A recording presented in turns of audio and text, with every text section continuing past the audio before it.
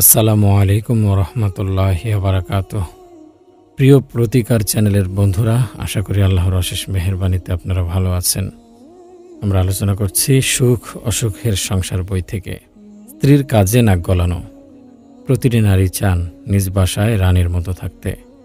তিনি তার চাওয়া ও রুচি অনুযায়ী ঘর গুছিয়ে রাখতে চান। সাংসারিক বিষয়গুলো তিনি সম্পূর্ণ নিজের নিয়ন্ত্রণে রাখতে চান। যেন যে কেউ বাসায় ঢুকে আসবাবের বিন্যাস, দেয়ালের কারুকাজ, ঘর সাজানো দেখে তার নারীত্বের ছোঁয়া ও রুচিবোধ অনুভব করতে পারে। এ কারণে সাংসারিক বিষয়ে স্বামীর নাক গলানো নারীরা চূড়ান্ত রকমে অপছন্দ করেন। এ যেন তার রাজ্যে হস্তক্ষেপ করার সামিল। এর মাধ্যমে স্বামী অশান্তির দরজা খুলে দেয়, নষ্ট হয় পরিবারের ভারসাম্য ও সুখ শান্তি। প্রিয় দিনী ভাই, আপনার কর্মস্থল, মসজিদ ও সমাজে ব্যস্ত থাকার মতো যথেষ্ট কাজ রয়েছে, সেগুলো করুন। সংসার সামলানোর বিষয়গুলো স্ত্রীর হাতে ছেড়ে দিন। কিভাবে তার রান্নাঘর সাজানো থাকবে, কিভাবে বাসার ঘরগুলো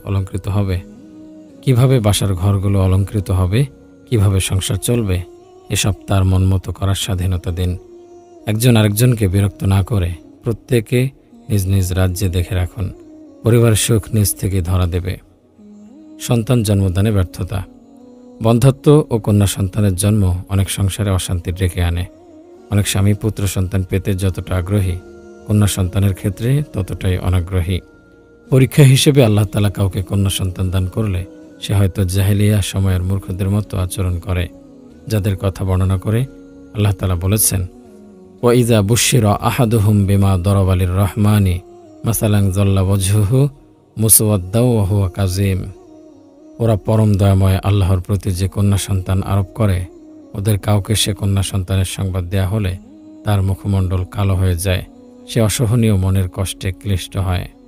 কিছু পুরুষ তো পুত্র সন্তান জন্ম দিতে না পারার কারণে স্ত্রীকে তালাক দিয়ে বসে। তারা ভুলে যায় আল্লাহই তাদের তাকদীর নির্ধারণকারী। লিল্লাহি মুলকুস সামাওয়াতি ওয়াল আরদি ইয়াখলুকু মা ইয়াশা ইয়াহাবু লিমান ইয়াশা ইনাসা ওয়া ইয়াহাবু লিমান ইয়াশা উয-যুকুর আও ইউযাওযিজুহুম যুকরানা ওয়া ইনাসা ওয়াজআলু মান ইয়াশাউ আকিমা ইন্নাহু আলিমুন কদির। আসমানসমূহ ও জমিনের রাজত্ব আল্লাহরই। তিনি যা চান সৃষ্টি করেন। তিনি যাকে ইচ্ছা কন্যা সন্তান দান করেন, যাকে ইচ্ছা পুত্র সন্তান দান করেন, অথবা পুত্র ও কন্যা উভয় দান করেন। যাকে ইচ্ছা বন্ধা করেন। তিনি তো সর্বজ্ঞ, সর্বশক্তিমান। আধুনিক বিজ্ঞান পরীক্ষা করে পেয়েছে, পুরুষের বীর্য থেকে সন্তানের লিঙ্গ নির্ধারিত হয় আল্লাহর ইচ্ছায়। এটি শত শত বছর আগে কোরআনের এই আয়াতেই বলা হয়েছে, ওয়া আন্নাহু খালাকাজ যাওজাইনিজ যাকারা ওয়াল উনসা মিন নুতফাতিন ইযা তুমনা। আর তিনি যুগল সৃষ্টি করেন পুরুষ ও নারী শুক্রবিন্দু থেকে যখন তা নিক্ষিপ্ত হয়। আয়াহসাবুল ইনসানু আন ইউতরাকা সুদা আলাম ইয়াকুন নুতফাতাম মিন মানিয়্যিন ইয়ুমনা সুম্মা কানা আলাকাতান ফাখালাকা ফাসাওয়া ফাজআলা মিনহু যাওজাইনিজ যাকারা ওয়াল উনসা। মানুষ কি মনে করে যে তাকে এমনি ছেড়ে দেওয়া হবে? সে কি বীর্যের শুক্রবিন্দু ছিল না, যা স্খলিত হয়, অতঃপর সে আলাকায় পরিণত হয়, অতঃপর আল্লাহ তাকে সৃষ্টি করলেন ও সুবিন্যস্ত করলেন, অতঃপর তিনি তা হতে সৃষ্টি করেন যুগল নর ও নারী। প্রথম আয়াতে এমন নির্গমনের কথা বলা হয়েছে যা নিক্ষিপ্ত হয়, অর্থাৎ পুরুষের বীর্য। দ্বিতীয় আয়াতে আল্লাহ তাআলা আমাদের জানিয়েছেন নারী ও পুরুষের সৃষ্টি হয় নুতফা থেকে, অর্থাৎ পুরুষের বীর্য থেকে। দুই লিঙ্গের পার্থক্য করে দিয়েছে এই নুতফা। তাহলে স্ত্রী কন্যা সন্তান জন্ম দিলে তাকে দোষারোপ করা বা কটু কথা কিভাবে বলা যেতে পারে? অনেক সময় স্বামী বন্ধা হলে দেখা যায় স্ত্রী সামনাসামনি আক্ষেপ করে কিংবা আকার ইঙ্গিতে অন্য পুরুষের প্রশংসা করে বলে সে তার স্ত্রীকে 5টা সন্তান দিয়েছে। এসব আচরণের মাধ্যমে সে স্বামীর পুরুষত্বে আঘাত করে। একইভাবে স্ত্রী অনুর্বর হলে দেখা যায় স্বামী প্রকাশ্যে তাকে বিয়ে করার আফসোস করে বা অন্য কারো কথা টেনে আনে যে তার স্বামীকে অনেক সন্তান দিয়েছে। এভাবে সমস্যা বাড়ে, বই কমে না। সমাধানের পথ তো অন্যদিকে। প্রথমত, যদি কোনো দম্পতি প্রজননে অক্ষম হন, তবে চিকিৎসকের কাছে সমস্যার কারণ সম্পর্কে জানতে হবে। এক্ষেত্রে একজন অক্ষম হলে তাকে দোষারোপ করা অনুচিত। একজন মুসলিমের ক্ষেত্রে শান্ত থাকে, আল্লাহর ইচ্ছার উপর সন্তুষ্ট থাকে। দ্বিতীয়ত, সমস্যা সমাধানে সম্ভব হলে ইসলামে বৈধ পদক্ষেপ গ্রহণ করতে হবে। আল্লাহ তাআলা নিরাময় ছাড়া কোনো রোগ পৃথিবীতে পাঠান না। চিকিৎসকদের মতে 80% বেশি বন্ধ্যত্ব নিরাময় করা সম্ভব। সমস্ত প্রশংসা আল্লাহর, যিনি সমগ্র সৃষ্টি জগতের মালিক। তৃতীয়ত, কোনো নিরাময় না পাওয়া গেলে দুজনের নিরাশ হওয়া অনুচিত। আল্লাহর কাছে দোয়া জারি রাখতে হবে, তিনিই তো সর্বময় ক্ষমতার অধিকারী।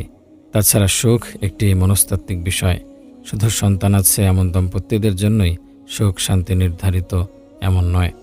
দুনিয়ার জীবন পরীক্ষার, এই ভেবে আল্লাহর সিদ্ধান্তে সন্তুষ্ট থেকে তারা সবরের সাথে জীবন কাটিয়ে দিতে পারে। আল্লাহই তার বান্দাদের ভরণ পোষণ করেন, যাকে ইচ্ছা যত ইচ্ছা রিজিক দেন। সন্তানও এক ধরনের রিজিক। আয়েশা রাদিয়াল্লাহু তাআলা আনহার কোনো সন্তান ছিল না, কিন্তু তার প্রতি ভালোবাসায় রাসূলুল্লাহ সাল্লাল্লাহু আলাইহি সাল্লামের কমতি ছিল না, তাকে সবচেয়ে বেশি ভালোবাসতেন। আরও কিছু বিষয়।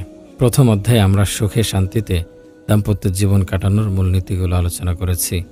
সেগুলোর কোনোটি অনুসরণ করা না হলে সংসারে অশান্তি আসতে বাধ্য।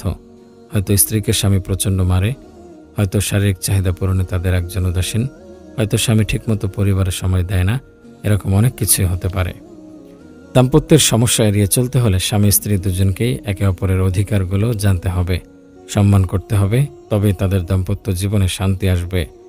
অজ্ঞতার কারণে বা আত্মনিয়ন্ত্রণের অভাবে কোনো দম্পতি আগে থেকে এসব প্রতিরোধক ব্যবস্থা গ্রহণ করতে না পারলে তাদের অন্তত সমস্যাগুলো সমাধানের চেষ্টা করা উচিত, যা পরবর্তী অধ্যায়ের আলোচ্য বিষয়। দ্বন্দ্ব নিরসনে স্বামীর করণীয়। খুব কম দম্পতি পাওয়া যাবে যাদের মাঝে কখনো মতের অমিল হয়নি। এমন অমিল যা ক্ষণিকের জন্য হলেও তাদের মানসিক শান্তিকে কর্পূরের মতো মিলিয়ে দিয়েছে। হতে পারে এসব মতানৈক্য কলহ এড়িয়ে যাওয়ার মতো কিংবা অনিবার্য, হতে পারে হঠাৎ উদ্ভূত রেষারেষি কিংবা দীর্ঘদিন ধরে চলে আসা দ্বন্দ্ব সংঘাত। যেমনটি হোক, সেটির সমাধান হিসেবে স্বামী স্ত্রীকে ইসলাম এবং কিছু দিক নির্দেশনা দিয়েছে যে এসব দ্বন্দ্ব তালাক পর্যন্ত না গড়ায়। পবিত্র কোরআন পুরুষদের কিছু নির্দেশনা দিয়েছে, শুরুতে আমরা সেসব আলোচনা করব। এসব নির্দেশনা মানলে স্ত্রীর সাথে কলহের কারণে বিগড়ে যাওয়া সম্পর্ক সহজেই ঠিক হয়ে যাবে। ফিরিয়ে আনা সম্ভব সম্পর্কের মাধুর্য।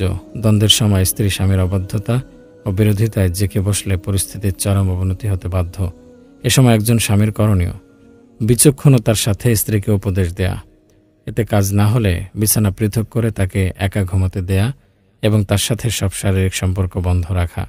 এতেও কাজ না হলে তাকে হাত বা মিসওয়াক দিয়ে মৃদু আঘাত করা। এই তিনটি ধাপ অবশ্যই ক্রমান্বয়ে অনুসরণ করতে হবে। যখন একটি ধাপ অনুসরণ করে কোনো ফলাফল আসবে না, শুধু তখনই পরবর্তী ধাপে যেতে হবে। এই তিনটি ধাপ অনুসরণ করেও কোনো কাজ না হলে শেষ চেষ্টা হিসেবে মধ্যস্থতাকারী বেছে নিতে হবে। এক্ষেত্রে স্বামীর পক্ষ থেকে একজন এবং স্ত্রীর পক্ষ থেকে একজন সম্মিলিতভাবে তাদের মধ্যে সমঝোতা করার চেষ্টা করবে। আল্লাহ সুবহানাহু ওয়া তাআলা কোরআনে বলেন, আর-রিজালু কাওয়ামুনা আলান নিসাই বিমা ফাদ্দালাল্লাহু বা'দাহুম আলা বা'দিন ওয়া বিমা আনফাকু মিন আমওয়ালিহিম ফাস-সালিহাতু কানিতাতুন হাফিজাতুল লিল গায়বি বিমা হাফিজাল্লাহ ওয়াল্লাতী তাখাফুনা নুশুজাহুন্না ফা'izuhunna ওয়াহজুরুহুন্না ফিল মাদাজি'i ওয়াদরিবুহুন্না ফাইন আতা'নাকুম ফালা তাবগু আলাইহিন্না সাবিলা ইন্নাল্লাহা কানা আলিয়্যান কাবীরা ওয়া ইন খিফতুম শিকাকা বাইনহিমা ফাবআসু ওয়া হাকামান মিন আহলিহা ইন ইউরিদা ইসলাহান ইউওয়াফিকিল্লাহু বাইনাহুমা ইন্নাল্লাহা কানা আলিমান খাবীরা। পুরুষরা নারীদের তত্ত্বাবধায়ক এই কারণে যে আল্লাহ তাদের একের ওপরে অন্যকে শ্রেষ্ঠত্ব দিয়েছেন, এবং যেহেতু তারা নিজেদের সম্পদ থেকে ব্যয় করে, সুতরাং পুণ্যবর্তী নারীরা অনুগত। তারা লোকচক্ষুর অন্তরালে হেফাজতকারিণী ওই বিষয়ের যা আল্লাহ হেফাজত করেছেন। আর তোমরা যাদের অবাধ্যতার আশঙ্কা করো তাদের সদুপদেশ দাও, বিছানায় তাদেরকে ত্যাগ করো এবং তাদেরকে মৃদু আঘাত করো। এরপর যদি তারা তোমাদের আনুগত্য করে তাহলে তাদের বিরুদ্ধে কোনো পথ অনুসন্ধান করো না। নিশ্চয় আল্লাহ সমুন্নত মহান। আর যদি তোমরা উভয়ের মধ্যে বিচ্ছেদের আশঙ্কা করো তাহলে তোমাদের বংশ হতে একজন বিচারক এবং স্ত্রী বংশ হতে একজন বিচারক নির্দিষ্ট করো। যদি তারা মীমাংসার ইচ্ছা করে তাহলে আল্লাহ তাদের মধ্যে সম্প্রীতি দান করবেন। নিশ্চয়ই আল্লাহ মহাজ্ঞানী, অভিজ্ঞ। এই আয়াতগুলো সাদ বিন রাবি রাদিয়াল্লাহু আনহু ও তার স্ত্রী হাবিবাহ বিনতে যায়েদ রাদিয়াল্লাহু আনহা এর ব্যাপারে নাজিল হয়েছিল। স্ত্রীর অবাধ্য আচরণের প্রতিক্রিয়ায় সাদ রাদিয়াল্লাহু আনহু তাকে চর মেরে বসেন। এরপর হাবিবাহ রাদিয়াল্লাহু তাআলা আনহা তার বাবার সাথে রাসূলুল্লাহ সাল্লাল্লাহু আলাইহি সাল্লামের কাছে এলেন। তার বাবা রাসূলুল্লাহ সাল্লাল্লাহু আলাইহি সাল্লামকে বললেন, আমি তাকে আমার আদরের মেয়ের সাথে সংসার করার অনুমতি দিয়েছি, আর সে তাকে আঘাত করল। তখন রাসূলুল্লাহ সাল্লাল্লাহু আলাইহি সাল্লাম বললেন, তাহলে স্বামীর ওপর সে অনুরূপ প্রতিশোধ নিতে পারে। সাদ রাদিয়াল্লাহু আনহু এর ওপর প্রতিশোধ নেওয়ার জন্য তারা ফিরে যেতে উদ্যত হলে রাসূলুল্লাহ সাল্লাল্লাহু আলাইহি সাল্লাম ডাকলেন, ফিরে এসো, জিবরিল আমার কাছে এসেছে। আল্লাহ তখন এই আয়াতগুলো নাজিল করলেন, পুরুষরা নারীদের তত্ত্বাবধায়ক। তারপর রাসূলুল্লাহ সাল্লাল্লাহু আলাইহি সাল্লাম বললেন, আমরা একটা চেয়েছিলাম, আল্লাহ অন্যটি চেয়েছেন, আল্লাহ যা চান সেটি উত্তম। এভাবে দম্পতির মাঝে প্রতিশোধ নেয়ার বিষয়টি বাতিল হয়ে যায়। উপরে উল্লেখিত আয়াতসমূহে আল্লাহ স্ত্রীদেরকে দুই প্রকারে বিভক্ত করেছেন। সেই সকল স্ত্রী যারা ধর্মনিষ্ঠ এবং অনুগত আল্লাহ ও তাদের স্বামীর প্রতি। দুই, সেই সকল স্ত্রী যারা অবাধ্য এবং অনিয়ন্ত্রিত, যারা শয়তানের বিভ্রান্তিকর ওয়াসওয়াসা মেনে চলে। প্রথম প্রকারে উল্লেখিত স্ত্রীরা স্বামীদের প্রতি অনুগত, তারা আল্লাহর দেয়া নির্দেশ মেনে চলেন, তাদের ওপর অর্পিত দায়িত্ব যথাযথভাবে পালন করেন। তারা নিজেদের চরিত্র হেফাজত করার পাশাপাশি স্বামীর সম্পদ অপচয় হয়ে যাওয়া থেকে রক্ষা করেন। এক কথায় সে সকল স্ত্রী উত্তম যারা তাদের স্বামীর প্রতি বিশ্বস্ত। দ্বিতীয় প্রকারের স্ত্রী হচ্ছে অবাধ্য নারী। তারা স্বামীর নির্দেশ পালন করার কোনো প্রয়োজন বোধ করে না। কখনো কখনো শয়তানের কুমন্ত্রণায় তারা মানসিক নিয়ন্ত্রণ হারিয়ে ফেলে। এ ধরনের স্ত্রীর সাথে বোঝাপড়ায় প্রথম পদক্ষেপ হলো স্বামী তার সাথে আলোচনা করবে, নসিহা দেবে। যদি এতে কাজ না হয় তবে স্ত্রীর বিছানা আলাদা করে দিতে হবে। এই নির্দেশের দ্বারা মূলত স্ত্রীর সাথে শারীরিক সম্পর্ক থেকে বিরত থাকাকে বোঝানো হয়েছে, যা দ্বারা স্বামীর অসন্তুষ্টি ভালোভাবে প্রকাশ পায়। ইবনে আব্বাস রাদিয়াল্লাহু আনহু বলেছেন, সে তার থেকে মুখ ফিরিয়ে নেবে এবং শারীরিক সম্পর্ক করতে অস্বীকৃতি জানাবে। যদি এর পরেও স্ত্রীর কোনো ইতিবাচক পরিবর্তন না আসে, সেক্ষেত্রে স্বামী তাকে হালকা আঘাত করতে পারে। তবে এই আঘাত হতে হবে খুব সামান্য, যার উদ্দেশ্য কেবল স্ত্রীকে বাধ্যগত করা। এতে যেন স্ত্রী কোনো মানসিক আঘাত না পায়, বরং সে যেন শয়তানের কুমন্ত্রণা থেকে সংবিত ফিরে পায়। এতেও কাজ না হলে একজন বিচারক বা দায়িত্বপ্রাপ্ত ব্যক্তি দুজন সালিসী ব্যক্তির সাহায্য নেবেন, একজন স্ত্রীর আত্মীয়ের মধ্য থেকে এবং অপরজন স্বামীর আত্মীয়ের মধ্য থেকে। তাদের দায়িত্ব হল স্বামী স্ত্রীর মাঝে বিবাদের কারণগুলো খুঁজে বের করা, অভিজ্ঞতা ও প্রজ্ঞার সাথে তাদের মাঝে সুসম্পর্ক ফিরিয়ে আনা। ওয়াইন খিফতুম শিকাক বাইনিহিমা ফাবআসু হাকামান মিন আহলিহি ওয়া হাকামান মিন আহলিহা ইন ইউরিদা ইসলাহান ইউফিকিল্লাহু বাইনাহুমা ইন্নাল্লাহা কানা আলিমান খবীরা। আর যদি তোমরা উভয়ের মধ্যে বিচ্ছেদের আশঙ্কা করো, তাহলে তোমাদের বংশ হতে একজন বিচারক এবং তোমাদের স্ত্রীদের বংশ হতে একজন বিচারক নির্দিষ্ট করো। যদি তারা মীমাংসার আকাঙ্ক্ষা করে, তাহলে আল্লাহ তাদের মধ্যে সম্প্রীতি সঞ্চার করবেন। নিশ্চয়ই আল্লাহ মহাজ্ঞানী, অভিজ্ঞ। কিছু কথা উপরোক্ত আয়াতের একটি সূক্ষ্ম দিক নিয়ে এখন আলোচনা করব। আল্লাহ বলেছেন, বিমা ফাদ্দালাল্লাহু বা'দাহুম আলা বা'দ। আল্লাহ তাদের একের ওপর অন্যকে শ্রেষ্ঠত্ব দিয়েছেন। এখানে বা'দাহুম আলা বা'দ অর্থ তাদের একের ওপর অন্যকে। কোনো কিছুর বা'দুন বলতে সম্পূর্ণ কোনো কিছুর অংশ বিশেষকে বোঝায়। অর্থাৎ এই আয়াতে বোঝানো হয়েছে স্বামী স্ত্রী একে অপরের অংশ, যারা একে অপরকে পূর্ণ করে। তারা অনেকটা একই শরীরের মাঝে দুইটি আত্মা কিংবা একই শরীরের দুটি অঙ্গের মতো। তারা একে অপরকে সর্বোচ্চ সাহায্য করবে, ঠিক যেমন শরীরের বিভিন্ন অঙ্গ প্রত্যঙ্গ দেহের শারীরিক ও মানসিক সুস্থতা বজায় রাখার লক্ষ্যে একসাথে কাজ করে।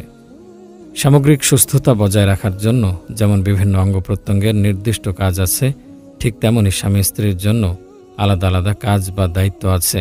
চোখের কাজ দেখা, কানের কাজ শোনা। শরীরের পরিপূর্ণ কার্যক্ষমতার জন্য দুটোরই প্রয়োজন। উপরন্তু শরীরের কিছু অঙ্গ অন্যান্য অঙ্গের চেয়ে শ্রেষ্ঠ বলা যায়, যেমন হৃৎপিণ্ড হাতের চেয়ে শ্রেষ্ঠ। যদিও দুটোই গুরুত্বপূর্ণ অঙ্গ, প্রত্যেকেরই নিজস্ব আলাদা আলাদা কাজ রয়েছে। একইভাবে দাম্পত্য বন্ধনের ক্ষেত্রে আল্লাহ তাআলা স্বামীকে স্ত্রীর উপরে শ্রেষ্ঠত্ব দিয়েছেন। তারা নিজ নিজ দায়িত্ব পালন করার মাধ্যমেই কেবল শান্তির